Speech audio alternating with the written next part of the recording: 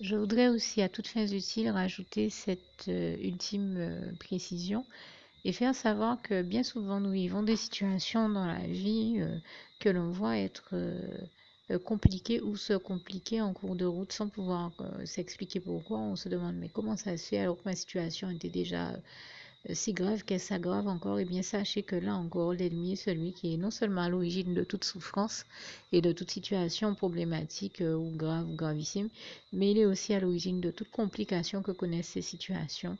Il est même celui qui non seulement engendre des souffrances, mais fait tout pour les compliquer et les aggraver. C'est une chose qu'on le voit faire tout le temps. Et je pense à un frère en Christ qui tient un propos qui va euh, dans le même sens, en tout cas qui vient compléter le mien. Et je le cite ici parce que moi aussi j'en ai expérimenté la même réalité.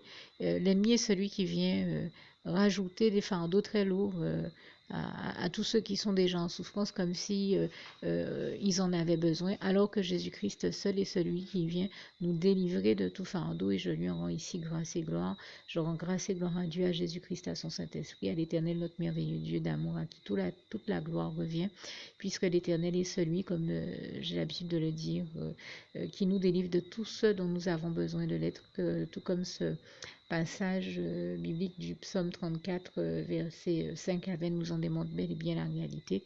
Et toute la gloire revient à Dieu, à Jésus, à son Saint-Esprit.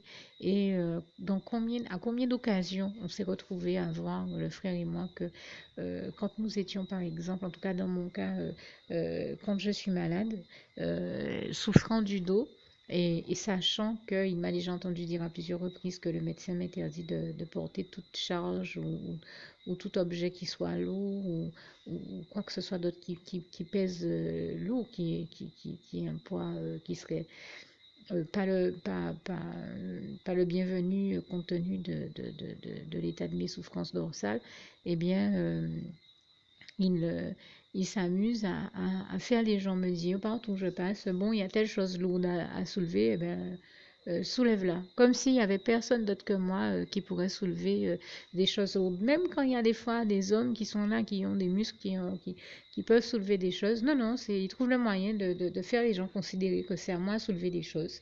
Tout simplement parce que ce qu'ils cherchent à faire, c'est aggraver mon état de santé et mes douleurs dorsales. Et à combien de reprises je le vois faire ça? Et quand je dis non encore, il peste à travers les gens parce qu'il est emmerdé d'avoir raté son coup et de ne pas réussir à compliquer la situation. Mais il est celui qui fait vraiment tout pour des fois nous rendre malades et non seulement nous rendre malades, mais aggraver notre état de santé une fois qu'il nous a rendus malades ou chercher à voir comment il peut nous rendre malades ou nous apporter des complications et des pathologies supplémentaires. Soyez vraiment vigilants avec ça et ne laissez pas l'ennemi vous rendre malade, ni vous stresser, ni vous apporter des complications d'ordre sur le plan de la santé, quel que soit le plan, que ce soit cardiaque ou autre, parce que c'est lui qui vient, qui agit sur tous ces plans-là. J'ai eu trop de personnes autour de moi dont les existences m'ont démontré les réalités, dont l'existence m'en a montré la réalité, mais d'autres, comment dire ça, je pense à une personne en particulier que j'ai connue qui, autour de moi, a eu un problème cardiaque très grave. Et je sais que c'est l'ennemi qui a provoqué la gravité de ce problème cardiaque dans sa vie par tout le stress qu'il a toujours généré chez cette personne. Il a toujours fait de cette personne quelqu'un d'angoissé puisqu'il l'emmerde toutes les 2 secondes et il le fait chez beaucoup de personnes. Je prie le Seigneur même, et je crois que c'est l'une des meilleures prières que nous pouvons adresser au Seigneur Jésus, c'est de vraiment, chaque fois que nécessaire, remplir nos cœurs de sa paix afin que l'ennemi ne parvienne pas à faire de nous des personnes angoissées, stressées, aigries et enragées comme lui-même l'est. C'est parce qu'il est comme ça qu'il essaie de rendre les gens comme ça, alors que Dieu, lui, nous a créés à son image et donc il a rempli nos cœurs de sa paix, de son amour, de sa joie, de sa lumière et toute la gloire revient à Dieu, à Jésus, à son Saint-Esprit.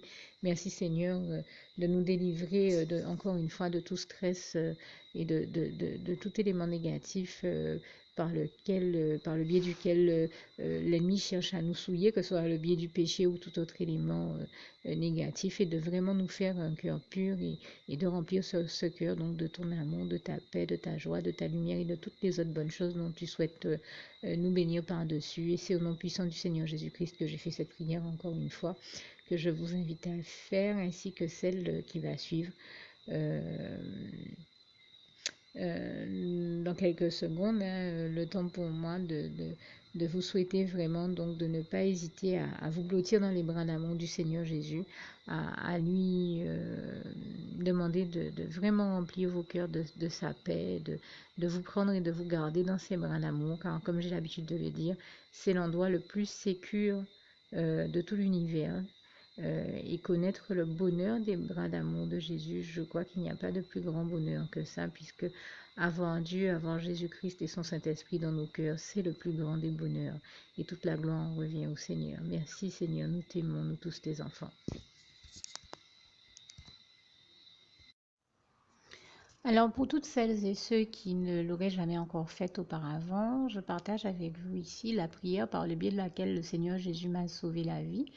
Et vous invite tout simplement à lui ouvrir vos cœurs, à être sincère avec lui dans ce que l'on va dire ici, puisque si Dieu me met à cœur de partager avec vous cette prière, tout comme il le fait toujours avec chacun de nous, c'est tout simplement parce que Dieu nous a sauvé la vie, m'a sauvé la vie et nous a sauvé la vie à tous, hein, tous ceux qui partageons avec les autres cette prière, et que nous l'avons vu nous faire tellement de bien, nous donner tellement d'amour, nous combler de bonheur dans les bras d'amour de Jésus, et bien que nous souhaitons au maximum de personnes d'aller aussi au paradis et de connaître le bonheur des bras d'amour de Jésus ainsi que d'être sauvés par lui.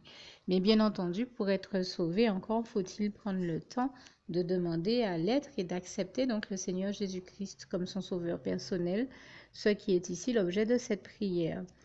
Alors, n'oubliez pas à cet effet qu'il est notamment écrit en Acte 4, verset 12, que Dieu, dans sa grande sagesse, dans sa sagesse infinie, a choisi le Seigneur Jésus-Christ, qu'il l'a mandaté, qu'il a délégué pour être le seul sauveur de toute l'humanité et qu'il n'y a aucun autre nom que celui du Seigneur Jésus-Christ qui nous ait été donné, qui ait été donné à toute l'humanité pour être sauvé. Voilà pourquoi nous avons la certitude qu'en acceptant le Seigneur Jésus comme notre sauveur personnel, nous faisons définitivement le bon choix, d'autant qu'il est également écrit en Jean 14, verset 6, Jésus-Christ est le chemin, la vérité et la vie. Nul ne va au Père Dieu sans passer par le Fils Jésus-Christ.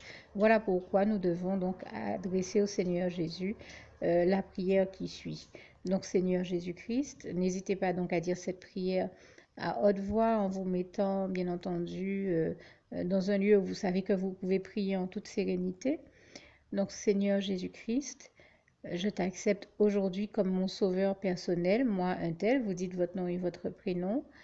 Et je te demande aussi, Seigneur, vraiment de continuer à veiller sur moi et sur ma vie. Je remets d'ailleurs toute ma vie entre tes mains, éternel mon Dieu, Jésus d'amour, Saint-Esprit, puisque tu en es le Créateur. Je remets cette vie entre tes mains, je te la donne puisqu'elle t'appartient, puisque tu l'as créée. Et je te demande de me conduire à toutes les victoires et réussites que tu as prévues pour ma vie. Tout comme je te demande aussi pardon, éternel mon Dieu, Jésus d'amour, Saint-Esprit, pour tous les péchés que j'ai commis tout au long de ma vie, dès le début jusqu'à la date d'aujourd'hui incluse. Pardon aussi, Seigneur Jésus, pour toutes les fois où j'ai fait mal à ton cœur. Et surtout, merci, Seigneur Jésus, quand le bon moment sera venu pour ça, de revenir me chercher pour m'amener avec toi dans tes bras d'amour au paradis où je veux demeurer et continuer à te servir et à t'appartenir pour l'éternité en éternité. Et c'est au nom puissant du Seigneur Jésus-Christ que j'ai fait cette prière. Soyez bénis, vous tous qui avez fait cette prière, que Dieu vous garde et vous bénisse tous. Et surtout, n'oubliez pas de partager cette prière avec le maximum de personnes autour de vous, tous vos contacts, famille, amis et bien-aimés, et que Dieu vous en bénisse. À bientôt.